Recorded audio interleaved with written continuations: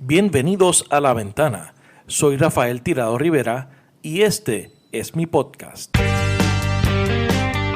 Bienvenidos al episodio número 36 de La Ventana. Gracias como siempre a todos por su sintonía. Esta semana dialogo con Benjamín Torres Gotay. Benjamín es un experimentado periodista de El Nuevo Día y también es el anfitrión del podcast Torres Gotay Entrevista, que se publica los martes a través de las diferentes aplicaciones y plataformas de escuchar podcast. Con Benjamín hablamos sobre su crianza en Santa Isabel, sobre su trayectoria profesional, sobre el estado del periodismo en Puerto Rico y abordamos unos temas que son recurrentes en su trabajo investigativo y periodístico. Gracias a Benjamín por aceptar nuestra invitación y por someterse a ser entrevistado en lugar de entrevistador. Benjamín es ciertamente una figura muy interesante y de mucha profundidad y definitivamente fue un gran reto prepararse para esta entrevista, así que espero que la puedan disfrutar. Este episodio fue grabado en los estudios de Radiorama en la Universidad del Sagrado Corazón, así que le doy las gracias al director de este proyecto, José Rodríguez Chiclana, por su apoyo y espero que eso sea parte del comienzo de unas colaboraciones, especialmente durante el próximo ciclo de este podcast. La próxima semana tendremos de invitada a la senadora estatal de Nueva York, Jessica Ramos, con quien dialogaremos sobre muchas cosas interesantes que se están aprobando durante esta sesión de la legislatura estatal de Nueva York y también hablaremos sobre la más reciente victoria de la puertorriqueña Tiffany Caban como fiscal general para el distrito de Queens. Esa entrevista será publicada la próxima semana, el próximo viernes 5 de julio, y ese será nuestro último episodio para este ciclo. Con ese episodio número 37 cerraremos este ciclo del podcast La Ventana y más adelante obviamente regresaremos con más episodios. Recuerda que La Ventana se publica los viernes a través de tu aplicación favorita para escuchar podcasts. Te pido que por favor dejes tu review y nos des un rate de 5 estrellas, especialmente en la aplicación de Apple Podcast para que más personas nos puedan escuchar. Te invito a que me sigas también en las redes sociales. Búscame en Facebook como Rafael Tirado Rivera y dale like a mi página. En Twitter sígueme como @rtirado, al igual que en Instagram @rtirado. Te invito también a que te suscribas a mi canal de YouTube. Búscame como Rafael Tirado Rivera también para que puedas ver y escuchar todas las entrevistas. Ahora los dejo con la entrevista al periodista Benjamín Torres Gotay. Benjamín Torres Gotay, bienvenido a La Ventana. Encantado, Rafa, de estar aquí contigo. Gracias por responder rápidamente a nuestra invitación, a pesar de que llevamos tiempo hablando de la posibilidad de sentarnos. Sí, se lleva un tiempo. Yo siempre me gusta dialogar con gente interesante, como en tu caso. Gracias por lo que me toca. Aparte de que, como tú sabes, oigo tu podcast con regularidad. Sí. Y además tú eres el decano de los podcasts en Puerto Rico. No creo, ¿no? Que va. Hay gente que está mucho antes que yo en esto. Como te has metido en el mundo de los podcasts, que es Benjamín Torres Gotay Entrevista, que sé que lo publican los martes a través de todas las plataformas de escuchar podcast y obviamente un proyecto del Nuevo Día. Eso es así. Hay muchas entrevistas interesantes. Para los que no lo han escuchado, se los recomiendo grandemente. Benjamín, tú no eres del área metropolitana. No.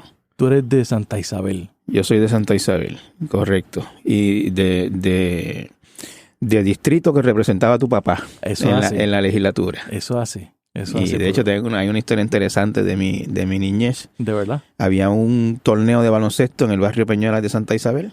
¿Tú eres de Peñuelas de Santa Isabel? Barrio Peñuelas, sí. Okay. había un torneo de baloncesto y entonces había el único sistema de sonido era un altoparlante que pertenecía al activista PNP del barrio. Y entonces el don lo prestaba sin ningún problema para el torneo. Okay. Y entonces un día tu papá en su campaña va al torneo y le van a dar la palabra y el don dice que si el Cirilo Tirado va a hablar, que él se lleva el micrófono. Y se lo llevó, no hubo micrófono ese día. Entonces el senador Cirilo Tirado prometió un sistema de sonido para el barrio y al tiempito llegó el sistema de sonido. Tremenda historia. Había otro representante de la zona, Miguel Díaz Tirado, no sé si es familia tuya. No es familia de nosotros, es de otra cepa de los Tirados. Pero era de la misma zona, sí. Exactamente, él fue alcalde de Guayama por muchos años, entonces después se movió a la Cámara de Representantes. Benjamín, ¿cómo fue esa crianza? Porque tú vienes de una familia trabajadora. Eso es así. ¿Cómo fue ese proceso tuyo? Pues mira, mi papá fue desde su juventud hasta que se retiró, pasado los 70 años, camionero, chofer de camiones y propietario de su propio camión durante los últimos 30, 40 años de su carrera. Que trabajaba bajo contrato. Trabajaba, él tenía un camión con el que se asoció a una cooperativa de camioneros. Entonces los camioneros se unen en cooperativas, forman como si fuera una empresa, pero cada uno es dueño de su propio camión y obtienen contratos grandes. Por ejemplo, mi papá tenía contratos de distribución en algún momento de gasolina Texaco, de gas licuado, etcétera. Mi papá siempre fue un trabajador incansable. Mi papá no tomaba vacaciones, no sabía lo que eran vacaciones. Trabajaba 6 días a la semana. Eso fue, pues, obviamente un ejemplo que caló profundo en mí y en mis hermanos. Mi papá siempre se definió o definía a la gente a base del trabajo, de lo que hacían. O sea, mi papá, si te conocí a ti en un sitio, una de las primeras preguntas, antes que tu apellido quizás era ¿a qué tú te dedicabas? ¿Qué tú haces? ¿Qué tú haces? Y entonces pues tú terminabas siendo pues Rafa el consultor o el que hace algo. O Pedro el maestro o fulano el carpintero. Era la principal señal de identidad que mi papá le atribuía a la gente era el trabajo, pues porque el trabajo siempre fue súper importante para él. Aborrecía, nosotros decimos que aborrecía la vagancia. Íbamos con él en el carro por una calle y veía 3 hombres en edad productiva sentados en una esquina y empezaba a murmurar y decía, estos vagos no trabajan, que sí, qué sé yo. Era bien fuerte en eso. Mi papá vive. Estoy hablando en pasado, pero mi papá vive. Lo que pasa es que mi papá tiene un Alzheimer bien avanzado y está, como quien dice, básicamente fuera de la realidad, del entorno que los rodea. Okay. Y entonces... mi mamá fue ama de casa toda la vida. Fue ama de casa. Nosotros somos 5 hermanos de mamá y papá, 1 de papá, y todos vivos menos uno de ellos que falleció. ¿Y de dónde viene ese interés por el tema de las letras, del periodismo, de la investigación? ¿Cómo tú lo desarrollaste? Si fue que lo desarrollaste durante ese periodo, porque uno más o menos a esa edad es que comienza, el tiempo de la crianza es que comienza a ver más o menos lo que uno quiere. Pues mira, yo no sé, yo no he podido identificar una razón específica por la cual yo me interesé en el periodismo, en la literatura, en el arte, etcétera. Yo sé que en mi casa, pues mi mamá y mi papá no tenían educación, mi papá tenía 4º grado y mi mamá 8º grado. Y por eso te planteé al principio del comentario de lo que tú no eres. Tú no eres una persona que viene del tema de las letras. Pero o no, para nada. Hay historias de que no, porque por ejemplo mi padre fue, antes de ser político, fue maestro. Mira, y mi mamá también. Mi mamá era ama de casa y tenía 8º grado. Y tenía 8º grado por circunstancias de su vida que le impidieron terminar la escuela. No tenía nada que ver con que no le gustara la escuela. Sin embargo, mi mamá siempre estaba leyendo. Mi mamá era lectora. Mi mamá tenía libros en casa. Y novelas, y revistas, y periódicos. Se devoraba el periódico de arriba abajo. Mi mamá era súper lectora. Y yo creo que por ahí venía un poquito el yo ver a mi mamá leyendo, pues los libros no me eran algo extraño, como trágicamente es en muchas familias de Puerto Rico, que la gente no lee nunca y no sabe qué es un libro fuera del salón de clase. Yo así, por razones que yo mismo no puedo identificar, en algún momento me empecé a leer por mi cuenta. ¿Tú cogiste un libro? Cogí un libro y me interesaba y leí libros que yo recuerdo que me impactaron mucho y que no fueron como parte de la escuela. Un libro que yo he identificado como que fue el primer libro que me hizo pensar a mí que yo quería escribir. Fue un libro que se asigna en la escuela, pero yo no lo leí asignado en la escuela, que es la novela que se llama El niño que enloqueció de amor, de un autor chileno que se llama Eduardo Barrios. Que yo esa novela la leí cuando tendría 13, 14 años y a mí me fascinó esa novela. Y yo recuerdo que pensé, yo algún día quiero escribir. Y por ahí, pues empezó, yo estoy escribiendo. ¿Qué te cautivó de esa novela exactamente? ¿Qué me cautivó? Mira, te soy bien franco, yo me identifiqué un poco con el personaje principal, que se enamora de esta muchacha adulta y sufre mucho cuando ella tiene novio, siendo un niño, un amor platónico. Yo tenía un amor platónico, recuerdo, por una prima, que era bastante mayor que yo, era adulta. Si yo tenía 8 o 10 años, ella tenía 20, 21. Claro. Y obviamente era un amor totalmente platónico, pero yo veía a mi prima y me quedaba así con los ojos abiertos y un poco me identifiqué con ese personaje. Creo que por ahí yo sentía que esa novela a esa edad y a base de esa experiencia me hablaba. Y cuando tú sientes que un libro te habla y sientes que está escrito para ti, que te está viendo por dentro, eso es una de las experiencias más maravillosas de la vida. Sí. Cuando tú en una obra de arte, sea un libro, una novela, una película, una obra de arte, una pintura, cuando tú sientes que te está viendo a ti por dentro, esa es una de las experiencias más maravillosas y fascinantes de la vida. Y yo sentí eso con ese libro desde el primer momento. Este libro me vio por dentro, me está hablando a mí, me está interpretando a mí mismo lo que yo soy. ¿Y entonces, ¿y qué fue lo que te llevó a tomar el lápiz? Pues, como te decía, Rafa, yo no tengo eso, nunca lo he tenido del todo claro, nunca lo he racionalizado. Sé que en algún momento me empecé a escribir. Yo lo primero que escribí, cuando yo creo que estaba incluso en escuela elemental, era un cómic. Yo no soy muy buen, o sea, no soy buen dibujante, pero hacía mis dibujitos bien elementales y la historia. Era un cómic que, como yo he contado en otros sitios, estaba inspirado en la obra de arte más importante de mi vida en aquel momento, que era El Chavo del Ocho. Era eso, obviamente. Claro, era como se puede llamar casi una imitación del Chavo. ¿Qué edad tú tienes? Yo tengo, ahora sí. 50. 50, ok. Sí. Okay. Sí, que el Chavo estaba en todo su apogeo. El Chavo estaba en todo su apogeo cuando yo tenía 8 o 10 años, en los años 70, principios de los 80, el Chavo era un súper fenómeno. Exacto. De la televisión mundial. De la televisión mundial. Yo he visto el Chavo, yo una vez estaba en un hotel en Caracas, recuerdo, y atrapé el Chavo en portugués. Y uno se reía igual. Y un amigo mexicano me dice que una vez lo vio en japonés.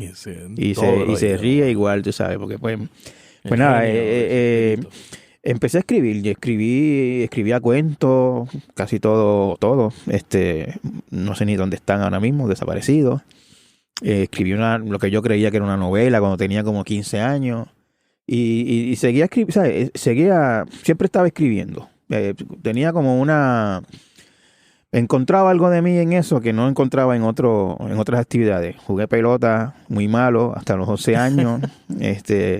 Baloncesto igual, porque es lo que todos los niños hacen. Claro. Y yo también pues lo hacía y me sentía parte de un grupo cuando estaba en un equipo de pelota o de baloncesto.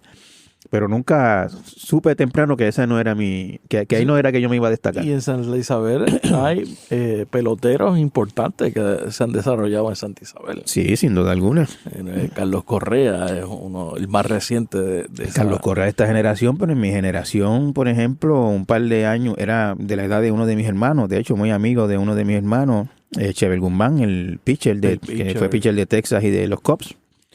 80, 90. Él filmó, yo creo que él debutó como en el 85 por ahí, o algo así, o un poquito después quizás. No muy lejos tampoco de los Alomar. No muy lejos de los Alomar. De hecho, yo en esa cortísima carrera beisbolística jugué en un equipo con Roberto Alomar. ¿De verdad? Jugamos juntos. Eso no puede decir todo el mundo. Eso no lo puede decir todo el mundo. La verdad es que yo me aterraba. Yo jugaba primera base. Me aterraba cuando él cogía la bola en el Ciore, que era su posición en aquel momento, y mandaba ese cañonazo para primera donde yo estaba. Era complicado porque pues yo no... obviamente era un pelotero que estaba sobre el nivel de todos los demás que estábamos en ese equipo. Especialmente de mí, que no estaba en ningún nivel, exacto, que jugaba en el equipo porque era del papá de un amigo mío, quizás, ¿sabes? Y entonces, y tú piensas que tú te refugiabas en los libros y en la escritura, eso te hacía, tú te sentías diferente a los demás compañeros, la parte de socializarse te hacía complicado. Yo no siento, o sea, yo no me sentí aislado en mi niñez ni en mi adolescencia. Nunca he sido el más sociable del grupo. O sea, si hay un grupo de personas aquí en este salón y yo entro, no soy el que ilumina el salón. Tú te sientas en la esquina. Me voy un poquito al margen, pero nunca me sentí aislado y siempre he tenido amigos. Sí. No era como el niño solitario que se refugia en los libros porque la humanidad no lo comprende o algo por el estilo. Sí. No me sentí aislado y aparte de eso, en ambiente familiar muy saludable, muy querido por mis papás, muy apoyado por mis hermanos, una familia unida, sin ningún problema mayor ni anormal, tú sabes, problemas normales de toda la familia, pero honestamente, Rafa, una niñez, sí.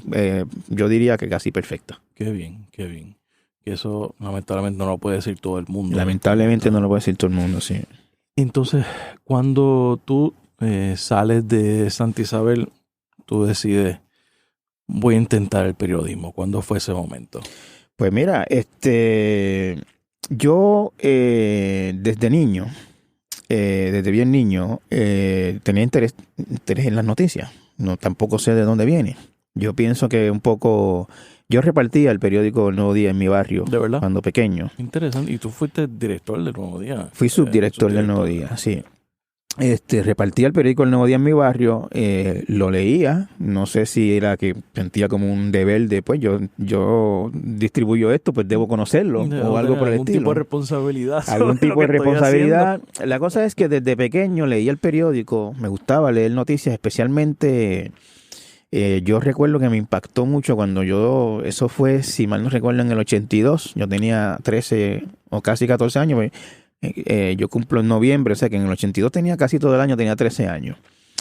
Estaban las crónicas en el periódico del juicio de Alejo Maldonado y el secuestro del joyero Consuegra. Okay. Y a mí me fascinaban esas crónicas que escribía José Rafael Reguero, que era un reportero del Nuevo Día, de ese juicio. Un poquito después de eso estuvo el juicio de Vigoró, del asesinato de Luis Vigoró. Y me encantaba leer esas crónicas. Y yo también como que decía, yo quisiera hacer esto algún día. O sea, me gustaría que me pagaran por ir a un juicio y contar lo que vi allí. Ver la historia. Y ver la historia. En algún momento, cuando terminé la escuela, pues me entraron dudas. Del niño de Santa Isabel, periodista, como que eso está difícil, bla, bla, bla. Es complicado. Es muy complicado, yo no conozco a nadie, etcétera, etcétera. Y entré, recuerdo, por trabajo social. Pero en el camino, pues, rapidito. En el Sagrado. Aquí ¿En Sagrado? Sí. Rapidito, inmediatamente me di cuenta que quería intentarlo. Básicamente no duró casi nada. Uno entra, el primer semestre de las clases son las mismas para todo el mundo. Exacto. Y decidí entonces encaminarme por el lado de las comunicaciones. Okay. Y intentarlo y seguir lo que yo quería hacer. ¿Y estudiaste comunicaciones en Sagrado Corazón? Estudié aquí, sí. De hecho, hoy estamos grabando aquí en las facilidades de Sagrado Corazón en Radioactiva. ¿Cómo es que tú entonces, luego de haber estudiado, cuando empiezas a trabajar, cuál fue tu primer trabajo en los medios, de escritor, de periódico?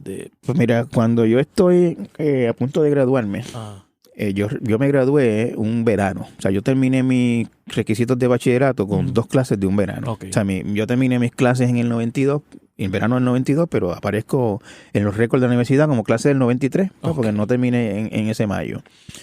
Cuando yo estoy por terminar, me entra la ansiedad de que estoy por terminar, debo empezar a trabajar de periodista, no conozco a nadie, yo no sé cómo, a quién llamar, o sea, no, y te lo digo, Rafa, con toda honestidad, yo no conocía ni a un periodista de carne y hueso personalmente cuando terminé la universidad. Estudiando comunicaciones, había cogido alguna charla. Estaba como si hubieras acabado de salir de Santa Isabel. Como si hubiera estado acabado de salir de Santa Isabel.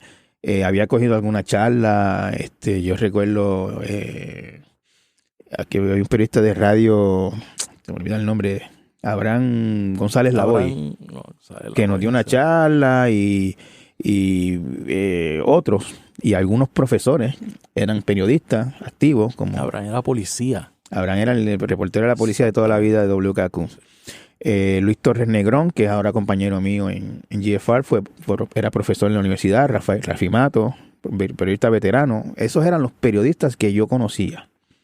Pero conocía porque había cogido clase con ellos. No los conocía como periodistas.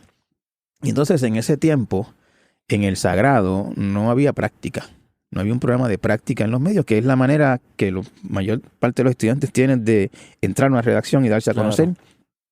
Haces una práctica y si causas una buena impresión, muchas veces te queda o se quedan con tu nombre y te llaman después, etcétera, etcétera. Eso es una manera muy común de los jóvenes estudiantes entrar a las redacciones. Y entonces yo cogí y me fui por mi cuenta a unos cuantos medios a llevar mi resumen de una página, media página, digamos, y ofrecerme como practicante voluntario. Por que me dieran un mes o algo así para yo coger alguna experiencia, darme a conocer, etcétera, etcétera. ¿Y ya tú estabas decidido a que eso es lo que querías hacer o estabas tratando a ver qué pasaba? Yo en aquel momento el plan era trabajar de periodista un año y irme a hacer el estudio de maestría o graduados en literatura. Entre esos medios a los que fui a ofrecerme como practicante, pues todos me decían, no, eso tiene que ser a través de la universidad, lo lamento, bla, bla, bla, pero hubo uno que me dijo, ven 2 semanas. Ese medio era la agencia F y el que me dijo, ven 2 semanas fue mi compañero y amigo José Delgado, responsable del Nuevo Día en Washington. Esas 2 semanas, y ese José decirme por teléfono, ven 2 semanas, pues José me mandó a buscar una carta de la universidad. Búscate una carta de la universidad y podemos hacerlo. En la universidad no me dieron la carta porque no había programa de práctica. Entonces yo lo llamo para decirle, mira, en la universidad no me dieron la carta. Y yo lo siento al otro lado de la línea como que respira profundo y me dice, ven 2 semanas.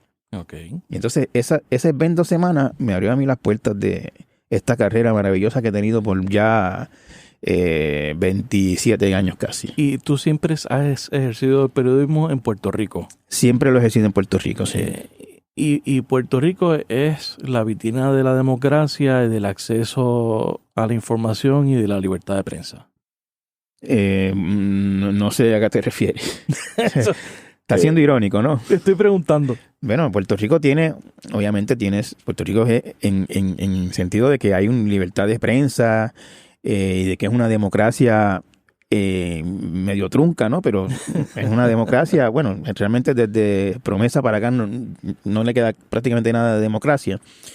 Pero acceso a información siempre es difícil. Aquí, como yo creo que en la mayoría de los sitios, no conozco demasiados sitios que los funcionarios gubernamentales estén ansiosos de darle toda la información a los periodistas.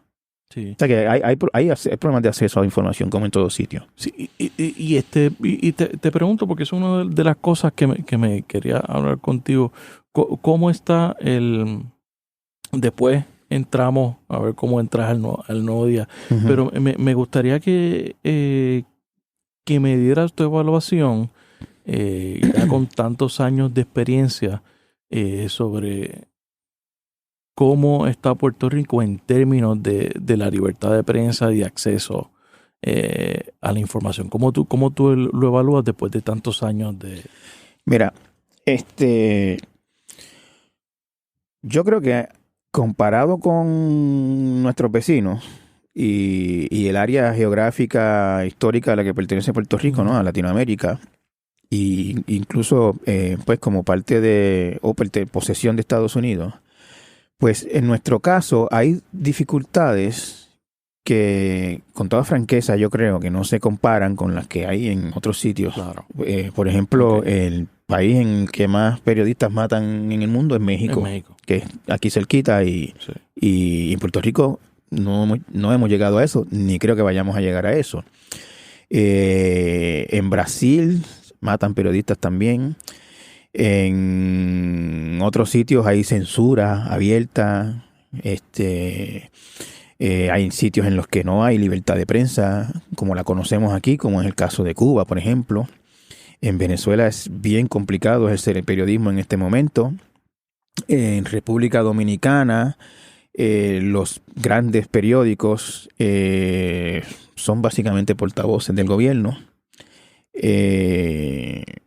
Hay dificultades en Puerto Rico, pero hay menos dificultades que en otros sitios. Eso yo no los estoy minimizando. Claro. En Puerto Rico hay una cultura de poca transparencia, de opacidad en la cuestión pública, en el gobierno. Te pregunto, porque eso es una de las quejas que yo siempre escucho de amigos periodistas y que se disfruten. Y yo te pregunto, ¿por qué? ¿Por qué tú crees que pasa eso en Puerto Rico? Yo creo que porque hay muchas cosas que ocultar. Esa es la razón. Yo no tengo... O sea, hay opacidad en el gobierno, porque hay cosas que nos interesa que se sepan. Todos sabemos los problemas que tiene el gobierno de Puerto Rico en términos de el cruce de gobierno y partido, de contratos amigos, de salarios exorbitantes a familiares o a amigos de familiares, etcétera, etcétera. Hay un problema de corrupción grave en Puerto Rico. Sistémico, yo diría, a un nivel, honestamente, que yo lo encuentro bien inquietante. Pues porque,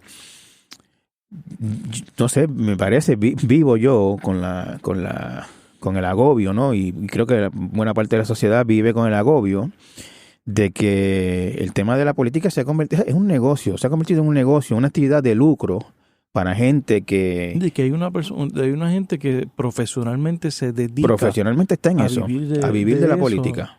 Y los más que... Perdóname, los que más dinero hacen de la política, los más que se enriquecen siendo parte de ese sistema, son gente que ni conocemos, que ni vemos. No están electos. Ni son figuras muy públicas ni muy conocidas. Y tú lo sabes que lo hay en todos los partidos. Claro. Los que todo el mundo sabe que son los que mueven los hilos.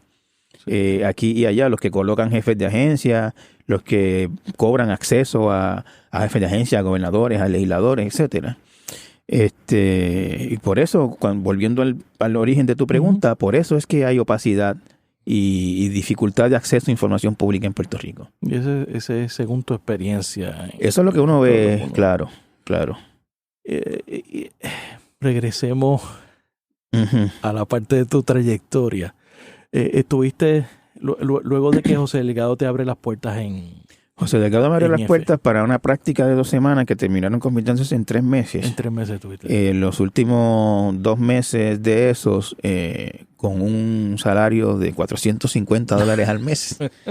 Era lo que conocemos en el algo periodístico como stringer. Okay. O sea, ellos me llamaban porque había alguien de vacaciones, alguien se fue por enfermedad, fulano llamó temprano que no podía ir a trabajar. Acá, y entonces hay que cubrir por la noche algo tarde. Exactamente. Pues entonces así yo estuve 3 meses. De la agencia F salí, yo no sé si tú recuerdas, un periódico de corta duración que se llamaba El Diario, aunque nunca fue diario. Sí. Yo trabajé en ese periódico durante casi todo el 1993. Okay. Desde abril del 93 hasta diciembre del 93. De ahí pasé a trabajar a nivel de lo que llaman on-call con la agencia Prensa Asociada, donde estuve como 1 año y medio.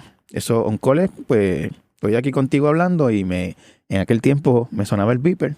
Hay que arrancar. Trabaja mañana a tal hora cubriendo tal cosa. Okay. Y entonces, pues, y mañana, en el mejor de los casos, en otros casos podía ser en una hora, vete a tal sitio.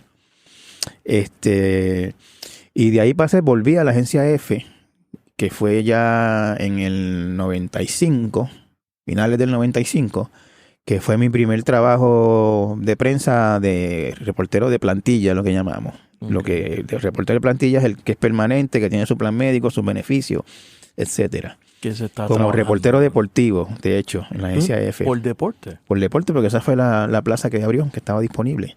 Duré ahí como un año haciendo deportes en la agencia F hasta que uno de los compañeros se fue y entonces yo pasé a la parte de noticias. Ok. Y continúa. ¿Y cuándo es que tú haces el movimiento de agencia F? ¿Lo haces al Nuevo Día? En el Nuevo Día me llamaron a mediados del 97. Me llamó Luis Alberto Ferré, el que era codirector en ese tiempo con su hermana María Luisa. Me llamó para entrevista, me entrevistó y me ofreció trabajo en el Nuevo Día. Y acepté. Y hasta hoy. Hasta el día de hoy. Y has ocupado, obviamente, tú has sido allí periodista raso. He sido reportero, editor de sección, subeditor, subdirector, editorialista y columnista, y ahora mismo columnista y escritor de reportajes especiales. Que ahora mismo tú te dedicas a... Cuando hay un asunto importante en Puerto Rico que ocurre, tú sacas una columna, obviamente en adición a tu columna de los domingos. Eso te da una visión un poco más macro. Eso es así. De las cosas. ¿Qué tú prefieres más, el periodista de cubrir la cosa del día a día o sentarte, echarte para atrás y mirar? Mira, yo creo que cada cosa, cada etapa de la vida de un periodista tiene su valor y tiene se aprende y tiene su importancia. Yo he corrido todas las bases en el mundo del periodismo, desde el reportero raso on call que cubre una conferencia de prensa y dicta lo que pasó en esa conferencia de prensa, ni siquiera lo escribe. Así era la cosa en la agencia F en algún momento. Eso era coger nota. Coger nota y en un teléfono público llamar y dictar la nota. Y ahí terminaba el trabajo. He trabajado como editor en agencia. He trabajado como reportero en agencia, que se hace en un día en una agencia. Tú puedes hacer 20, 25 notas en un solo día. Eso es producción en masa. He sido reportero de diario, que lo mismo trabajas una nota al día, 2 notas al día, que 3 notas al día. He sido enviado especial en el extranjero, en elecciones, en conflictos, en huracanes, en cosas así. He sido enviado al extranjero para reportar a diario o para recopilar información y regresar y escribir una serie acá. Ha sido de las dos maneras. He sido editor de sección, subdirector del periódico, y en esta etapa de mi vida, pues como tú has observado, con un nivel de trabajo un poco más pausado, escribiendo reportajes especiales, ya un poquito lo que llamamos reportajes a fondo, de más de unas 2 o 3 páginas en un día, etcétera. Y como columnista de una columna fija los domingos y columnas ocasionales cuando el tema lo amerita a mitad de semana, y a veces, como tú lo sabes, más de una vez a la semana. Claro. ¿Cuál de esos roles son Pues mira, a mí, yo te digo con toda franqueza. ¿Tú no extrañas irte a Fortaleza a cubrir al gobernador? En esta etapa de mi vida, yo no creo que estaría cómodo haciendo eso. ¿Por qué? Pues porque ya yo pasé eso, tú sabes. Ya yo pasé la parte del breaking news. Yo cubrí Fortaleza para el Nuevo Día en un tiempo. Yo cubrí la legislatura. La parte que más yo quería cubrir en mi carrera nunca lo pude cubrir día a día, que era la policía. Que la gente no, lo que te trajo, aunque la gente no lo crea, lo que me trajo a mí, pues, porque en la policía tú estás contando historias de gente todos los días. Exacto. Cuentos.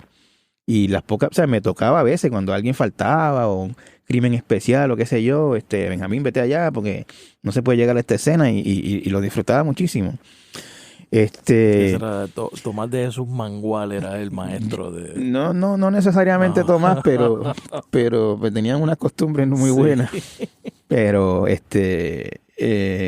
la crónica policíaca me atraía mucho.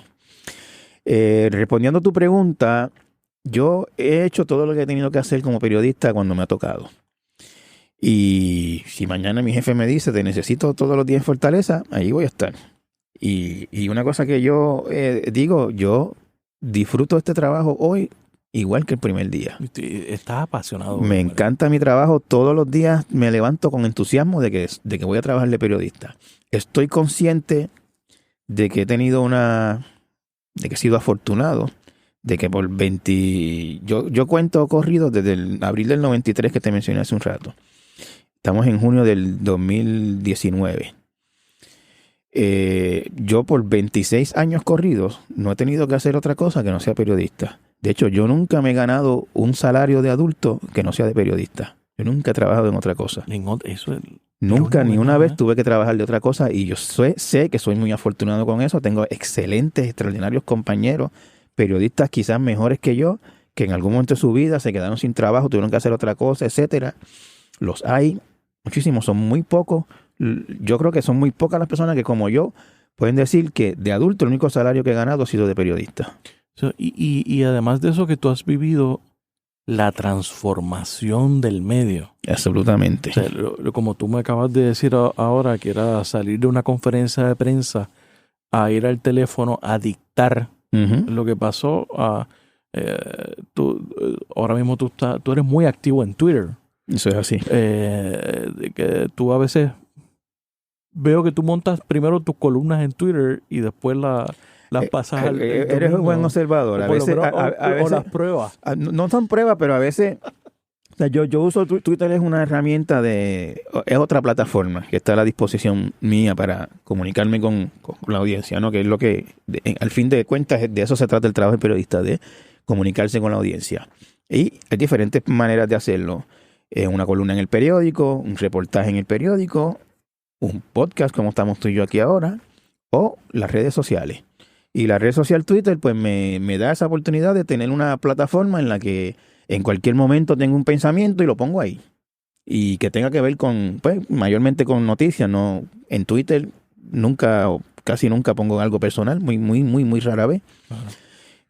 Igual puedo hacer una recomendación de un libro, de una película, de una serie, ese tipo de cosas. Es una manera de comunicarse muy buena. Puedo responder a comentarios que haga otra gente, de vez en cuando hacer un chiste o algún comentario sarcástico, irónico, ese tipo de cosas. Entrar en las peleas de Twitter que son famosas. Las peleas de Twitter, yo hace un tiempo me retiré como boxeador de Twitter. ya no debato mucho, o sea, de vez en cuando se acalora algún diálogo. Pero no las peleas las discusiones que había antes, no. ¿Y utilizas Twitter para ver qué piensa la gente? Utilizo Twitter para ver cómo se mueven algunas cosas y me sorprende cómo se mueven algunas cosas. Por ejemplo, ¿qué te sorprende?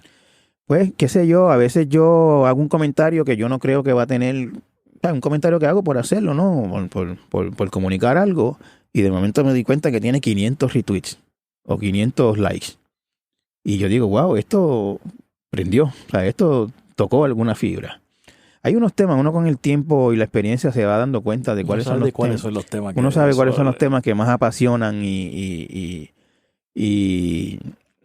a veces pues uno, los otros días cuando este tema de Miss Universe yo estaba pensando que no iba a comentar, no voy a hablar de eso. Y no lo hablé, realmente. Sí, hizo un comentario un poco sarcástico con Mitch McConnell y cuando dijo que no a la estadidad, pues dije, Mitch McConnell no vio Miss Universe, eso fue todo lo que comenté. Porque cuesta, ¿no? Y te habla la voz de la experiencia, cuesta romper el vicio de querer opinar de todo. No es necesario opinar de todo. Sí. Y yo aprendí eso, ¿sabes? No, hay temas ya en los que no me tengo que meter. Al principio sí, y al principio, honestamente, cuando empezó la cosa de Twitter y las redes sociales, pues yo que soy un periodista viejo, ¿no? Pues me encontré con una experiencia que no había antes, que era una interacción inmediata con lo que uno hacía. Porque tú, qué sé yo, un reportaje que tú sometías o una columna que tú escribías hace 20 años, tú tenías que encontrarte a alguien en la calle para que te diera algo. Llegaban cartas escritas a mano, cartas por correo, que llegaban una semana después. Sí, y después los emails, igual no era lo mismo. Tú yo escribo una columna, la coloco en Twitter y en el acto vienen las reacciones. Y al principio, pues no sabía cómo manejar eso. Pues era nuevo en Twitter, todo el mundo era nuevo en Twitter. Yo en estos días me salió una notificación que acabo de cumplir 10 años en Twitter. Entré en junio del 2009. Sí, yo por ahí también. Twitter tiene como un año más que eso. O sea, yo soy bastante del principio de Twitter. Sí. Y desconocía las dinámicas y me agitaba cuando la gente decía que porquería de columna. Me agitaba. Lo cogía personal. Entonces, no estaba acostumbrado a ese tipo de... independentista otra vez. Y entonces después me di cuenta, después uno aprende, pues uno se da cuenta de que mucha gente son troles de partido y que su trabajo es ese, agitar a uno. Profesionales. Esa es su misión, ¿no? Agitar al periodista o ponerlo a hablar o incluso... Gente que trata de, ¿sabes? Que la actitud es tratar de que uno se calle, de que uno no hable. Que ese es el peligro. Claro, y yo nunca he dejado que eso me detenga o me modifique. Lo que no hago es estar contestando continuamente. Contesto a veces y a veces ¿sabes? A veces me doy cuenta, entra un tweet y yo lo veo y respondo algún sarcasmo y después me di cuenta, no debía haberlo hecho. Pero pues soy humano, ¿no? Y me agito, Entonces, ¿cómo ya tú con esa experiencia utilizando las redes, cómo a veces eso compagina, qué sé yo, con por ejemplo, lo que uno piensa versus la línea editorial del periódico? Sí, mira. O sea, ¿cómo tú manejas eso? Eso, déjame ver cómo te lo explico. La línea del periódico, la línea editorial del periódico, me compromete a mí en mi carácter de... O sea, yo soy empleado del periódico. Yo no tengo, como columnista, que seguir la línea editorial del periódico. Okay. Yo obviamente la respeto, claro, y la considero, pero no es mi línea no es, o sea, yo no me estoy obligado por eso.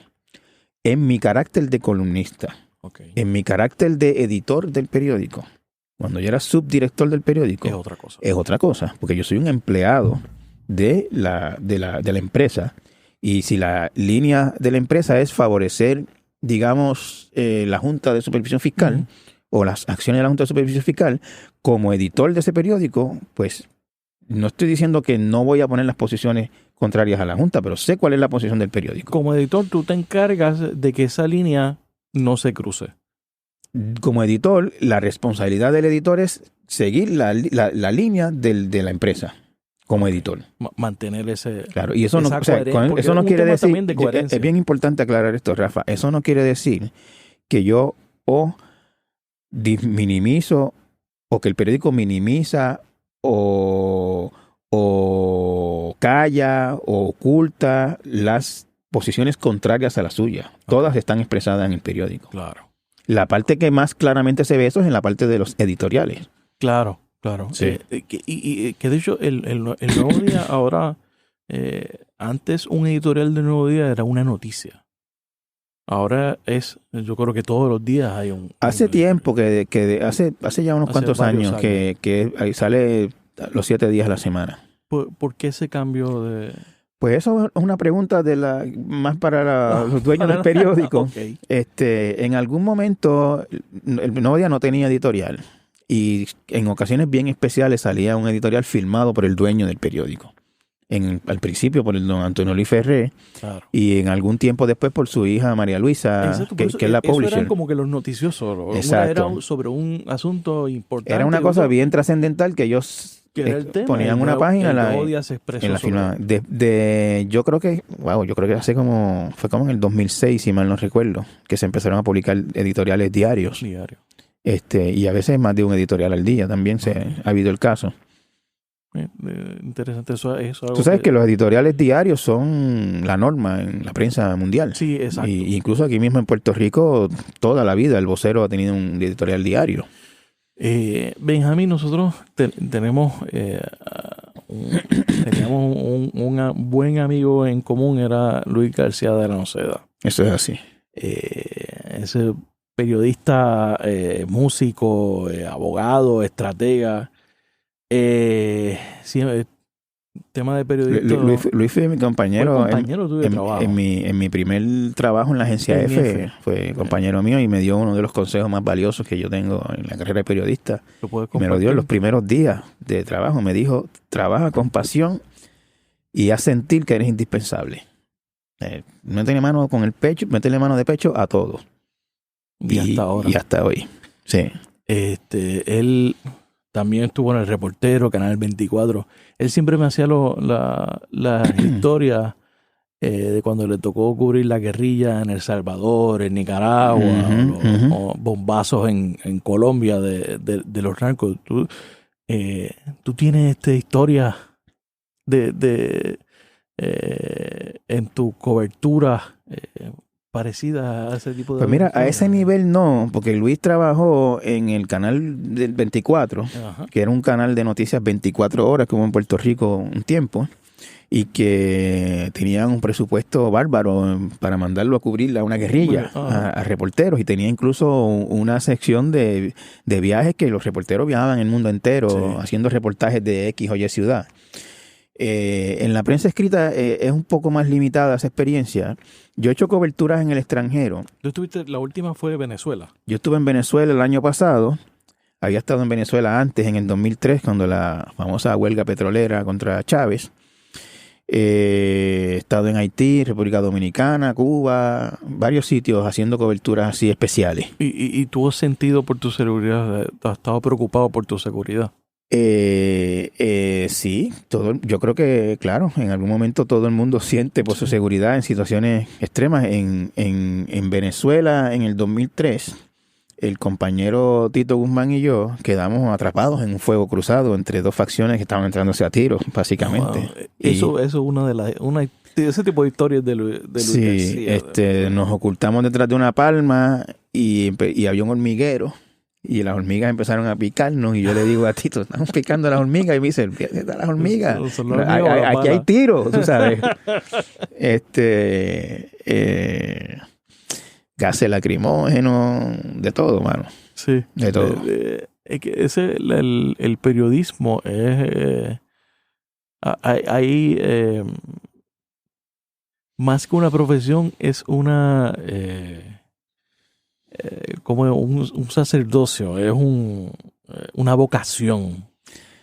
Yo lo que yo pienso es que no es un trabajo de 8 a 5, que no lo puedes ver así. Esto es realmente una actividad que te compromete más allá de tu jornada de trabajo, que tú tienes que vivirlo, tienes que sentirlo. Yo no puedo trabajar. Se me hace muy difícil trabajar temas que no sienta. O sea, tengo que tener algo más allá de o sea, esto no es un trabajo de 8 a 5, va a ganarme un cheque. Y tú no te vas para tu casa, mañana brego con eso. No, para nada, eso está contigo todo el tiempo. Tú trabajas mucho el temas de desigualdad, temas de salud mental. Uh-huh. ¿Por qué ese tipo de temas?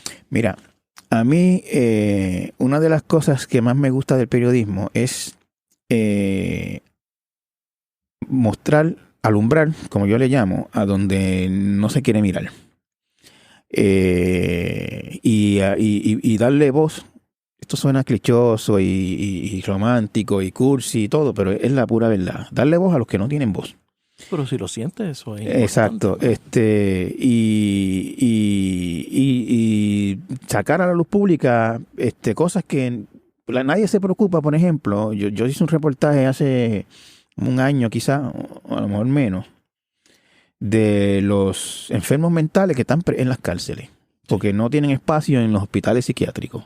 Y están en las cárceles con presos comunes, gente que no son presos comunes.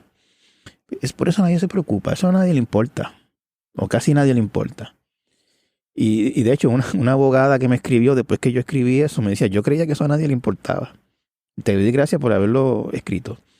A raíz de ese reportaje, fueron como 4 o 5 los que salieron de la cárcel, ya años en algunos casos, esperando que un psiquiatra los viera. Y salen el reportaje en el periódico y rápido se mueven los sistemas y salen.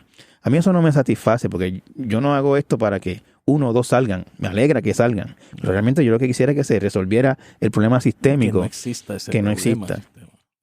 exista. Nadie le había prestado atención aquí al problema, al abuso que había en las cortes de menores contra los niños.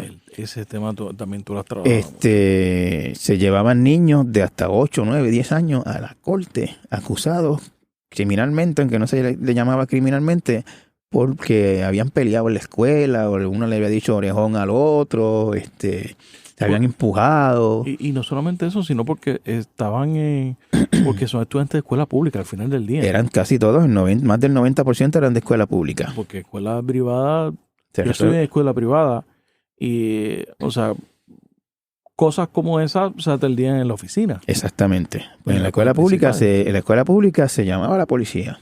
Y entonces se trabajó el caso como ejemplo, ¿no? de ese patrón, el de una niña de 11 años de educación especial que había empujado a 2 compañeras en un pasillo de la escuela y estaba en juicio por eso, iba a juicio por eso. Había sido arrestada y le habían leído los derechos. A una niña que no entendía nada del proceso. El Estado encima de esa... El Estado encima de esa niña pobre, negra, se causó todo un revuelo en el país porque por primera vez se abrieron las puertas de lo que eran las cortes de menores.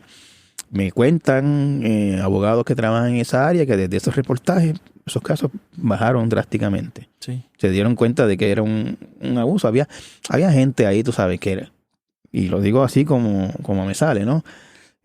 Para los fiscales era más fácil, para ciertos fiscales, era más fácil bregar con niños de 10 y 12 años que con mancanzones, narcotraficantes, adultos. No, ese es uno de los problemas del sistema aquí, que es más fácil muchas veces pisotear o perseguir al que no tiene recursos.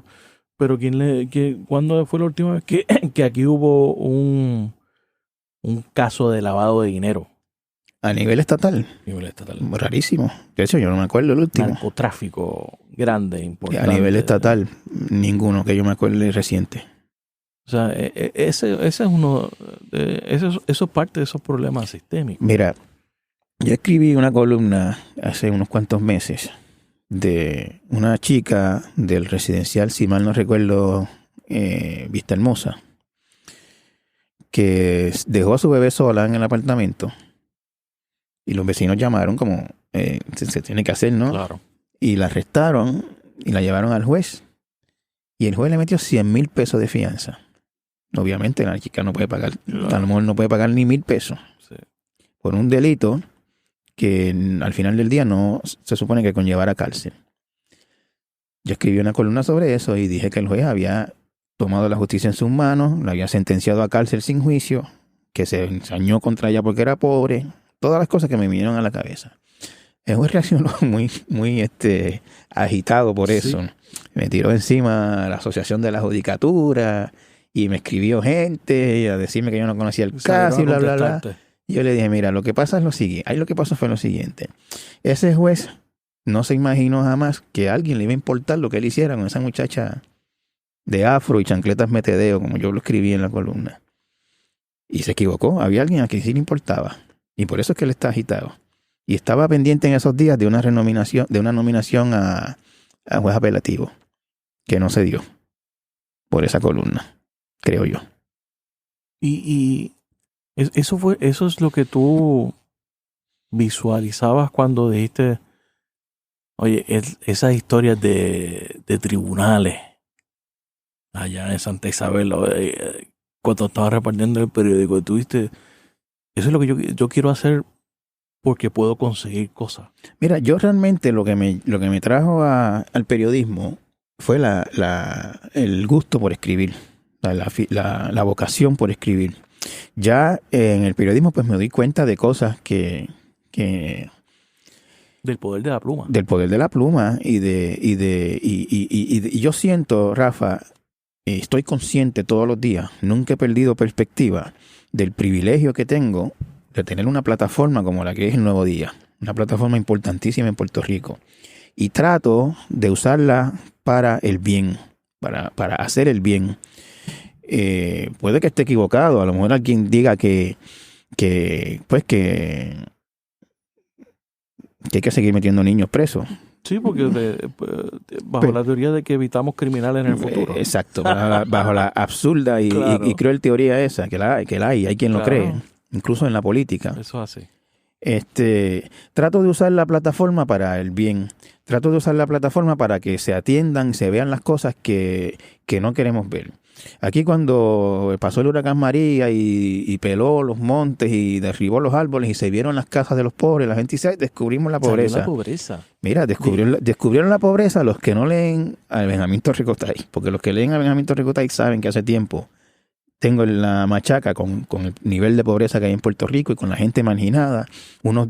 Yo te diría que unas semanas o 1 o 2 meses antes de María, escribí un reportaje sobre la pobreza infantil, donde fui a un barrio por allá lejísimos en Patillas, donde había un niño que era súper talentoso, pero creyó que no podía estudiar ingeniería porque estaba muy lejos y era muy pobre, hay cómo hacerlo, pero la pobreza tiene el efecto de encerrar a la gente en un mundo pequeño y creer que de ahí no se puede salir.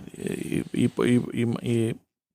la búsqueda de la supervivencia es más importante que planificar tu vida o qué tú vas a hacer. O sea, la mamá de ese muchacho era un estudiante de honor, interesado en la cuestión de la electricidad y la cosa. Estaba estudiando electrónica en un colegio en una institución de estas en Mayagüez, en Guayama, porque era el sitio al que podía conseguir PON. Ese fue el criterio que lo hizo estudiar eso en ese sitio. La mamá me dijo que a veces se iba sin dinero para almuerzo, porque no tenían. Y tú le dices eso a gente aquí en San Juan y dice, ¿cómo es posible? Todo el mundo tiene chavo, está la tarjeta del pan y qué sé yo. ¿Cómo no puede llegar de Patillas a Guayama? Si eso es cerca, está caminando, se puede hacer, el que quiere puede. Yo quisiera que vieran el barrio de Patillas de donde es, para que se vea la dificultad. La gente cree que el pobre es pobre porque quiere. Eso es un vicio, es un vicio de esta sociedad. Los últimos 4 episodios de este podcast he hablado del tema de pobreza. Uh-huh. Interesantemente, porque una de las cosas que a mí me llama y me sorprende es que la enajenación de la sociedad, de la gente, lo que tú dices, que el país se levantó una nueva realidad el 21 de septiembre del 2017 como sea que hubiéramos vivido en plenitud los últimos 60, 80 años. Chacho. No hay manera. ¿Sabes? No somos, queremos enseguecernos a lo que vemos. Creemos que nuestro mundo, y cuando digo nuestro mundo me refiero a la gente que vivimos en la zona metropolitana. La gente que vive en Guaynabo, en urbanizaciones en San Juan, en condominios, que va de su condominio a su trabajo, de su trabajo al condominio, los fines de semana se va y se come algo al condado, da un paseíto por el viejo San Juan, va a un concierto en el Choliseo, allí ve a todo el mundo fabuloso, con su ropa nueva, y se cree que ese es Puerto Rico. No, mi hermano, hay un Puerto Rico mucho más allá que eso. Incluso en la misma zona metropolitana, tú se te pasa la salida para el sitio que vas y caes en un barrio donde dices, wow, ¿cómo es esto aquí? Yo no sabía que había gente así aquí. ¿Esta gente dónde salió? Exacto.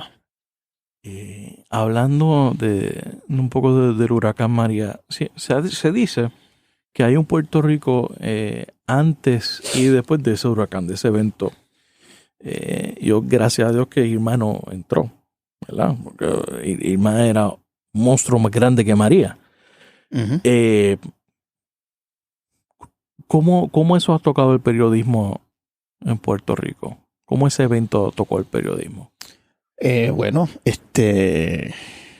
entre otras cosas, nos enfrentó con la historia más monumental que la mayoría de nosotros hemos trabajado en nuestras vidas. ¿Esa es la historia más grande de tu vida? Yo diría que sí, porque eso fue una tragedia de una magnitud que nunca ninguno de nosotros había visto. Puerto Rico, ese huracán realmente lo derrumbó. Lo derrumbó completamente al punto de que se quedó sin luz por meses. Se quedó sin gobierno por, según dicen, 72 horas. 72 horas. Otros creemos que bastante más, varios meses. Sin comunicaciones, incomunicado, completamente incomunicado, sin teléfono, sin internet, sin nada. O sea, fue realmente una bomba nuclear la que cayó aquí, como consecuencia del huracán María. Y eso nos enfrentó a los periodistas con la historia más grande de nuestras vidas. Y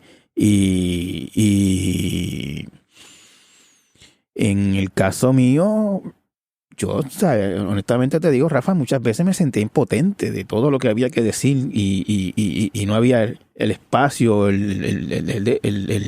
la facilidad para decirlo, tú sabes. ¿Y cómo lo manejaba? Pues lo manejaba trabajando. Hay un dicho del periodismo que dice, las penas del periodismo se curan con periodismo. Y pues cómo yo manejaba esa ansiedad que tenía con todo lo relacionado al huracán María, pues trabajando, saliendo a la calle, seguir contando historias de las cosas que estaban pasando. Tú eres autor también, además de periodista. Tienes un libro publicado, ¿no? Una novela, sí. Una novela. Uh-huh. Se llama Tatuajes en cuerpo... Tatuajes en cuerpo de niña. ¿Tú tienes planificado alguna novela en los próximos años? Tengo planificado una novela. ¿Cuándo? No sé. Estoy escribiendo muy poco a poco porque los periodistas escribimos muy poco a poco porque tenemos que trabajar. El tiempo. No tengo la fortuna de que haya aparecido un mecenas y me haya dado una sabática de un año para que vaya a escribir mi novela. La novela que yo publiqué me tardé unos cuantos años en hacerla. Sí. ¿Cuántos años? Pues mira, yo te voy a decir, esa novela yo empecé a escribirla en el 1999 y le puse el último punto en el 2003. Pero entonces de ahí en adelante pasaron años de edición, de recortar, de cambiar orden, de dudas, de cosas. Bueno, publicó en el 2012, así que imagínate. Y obviamente el próximo no va a ser tan largo, pues, porque yo espero, ¿no? Estoy mirando estoy tratando de escribir una novela menos larga que esa. Ok. Y tratando unos formatos diferentes que me sean menos complicados. Esa novela mía tenía una estructura compleja, ¿no? De cambios de tiempo y de espacio abruptos y una estructura un poquito compleja que estoy tratando de hacerla un poquito más simple esta vez. O sea que sigue el Benjamín, el autor, regresa a su estante algún día. Yo espero que sí. Sí, yo espero que sí. Pero, Benjamín, ¿algo más que quieras añadir? No, te agradezco este espacio. Me sentí muy a gusto. A veces uno hablando se entiende uno mismo como no se entendía antes. Y hay unos momentos en esta entrevista que yo dije así yo mismo no lo había entendido. Pues yo estas cosas, mira, yo soy periodista, escritor, puertorriqueño, todo lo que soy, ¿no? Latinoamericano, etcétera. Pues porque por mi naturaleza y voy pues con el fluyo así. Nunca me paro a pensar por qué yo soy periodista, por qué yo soy escritor. Para mí eso es natural. Y entonces en una entrevista como esta, pues tú me preguntas ¿de dónde te viene esto de escritor? ¿De dónde te viene esto de periodista? Y me obligas a pensarlo y a expresarlo y me entiendo de una manera que antes no me entendía. Y el entrevistador eres tú, no soy yo. Bueno, sí, claro. Pero Benjamín Torres Gotay, gracias por estar en La Ventana. A tu orden siempre, Rafa. Gracias por escuchar este episodio de La Ventana. Sígueme en las redes sociales, búscame como Rafael Tirado Rivera en Facebook, en Twitter, en Instagram. La Ventana es una producción de Shane's Lab Media para Rafael Tirado Rivera. Hasta la próxima.